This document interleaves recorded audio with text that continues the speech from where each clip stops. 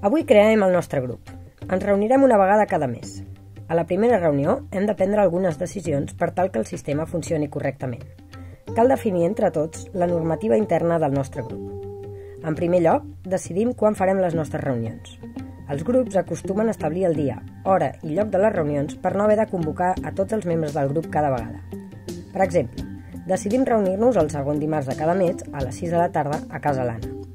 Molts grups estableixen també petites multes per faltes d'assistència o per arribar tard a la reunió.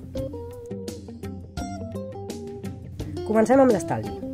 L'Anna s'incorpora al grup amb 50 monedes, el Gabriel amb 80, el David ho fa amb 30, el Daniel amb 10, l'Elisabet amb 80, la Maria amb 100 i la Marta entra amb 50 monedes. L'estalvi de cada membre es fa en participacions, el valor de les quals definirem al reglament. Al nostre exemple, el valor d'una participació és de 10 monedes. Per tal que la propietat del grup estigui repartida entre tots, ningú pot tenir més de la meitat de les participacions totals del grup. En aquest cas, el límit s'estableix en 200 monedes. Hem reunit 400 monedes. Abans d'atorgar el primer crèdit, hem de decidir quina relació hi ha entre l'estalvi i el crèdit, entre la confiança depositada en el grup i la que se'n rep.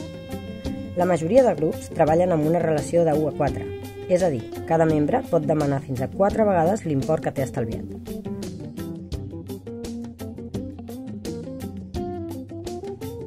L'Anna i el Gabriel demanen un préstec de 200 monedes cadascú, de manera que la caixa queda buida. Entre tots, decidim quin serà el termini màxim per tornar el préstec. D'entrada, està bé començar amb un termini màxim de 6 mesos. Coneixent aquest màxim, l'Anna i el Gabriel poden decidir el seu termini. El Gabriel decideix pagar-lo en 2 quotes de 100 monedes i l'Anna en 4 de 50. Tant l'Anna com el Gabriel pagaran un petit interès pels seus préstecs, que serà de l'1% de la quantitat prestada. És a dir, els tocarà pagar 2 monedes extra a cada una de les seves quotes. A la nostra segona reunió, cobrem les quotes de l'Anna i el Gabriel i, a més, rebem l'estalvi dels membres que volen comprar noves participacions. Cada membre decideix quan vol estalviar, tenint en compte que la compra de participacions no és obligatòria. Aquest mes, per exemple, el David estalvia 20 monedes més, és a dir, que compra 2 participacions. Com ell, l'Elisabet compra 3 participacions, 30 monedes, i la Maria 2. Entre els diners que han tornat amb els préstecs, els interessos i els nous estalvis d'aquest mes, hem reunit 274 monedes. Aquest mes, el David demana un préstec de 150 monedes i la Maria un de 80. El David pagarà el seu préstec en 3 mesos i la Maria en 2, amb l'interès corresponent.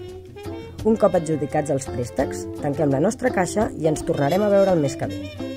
A la tercera reunió, repetirem el mateix procés.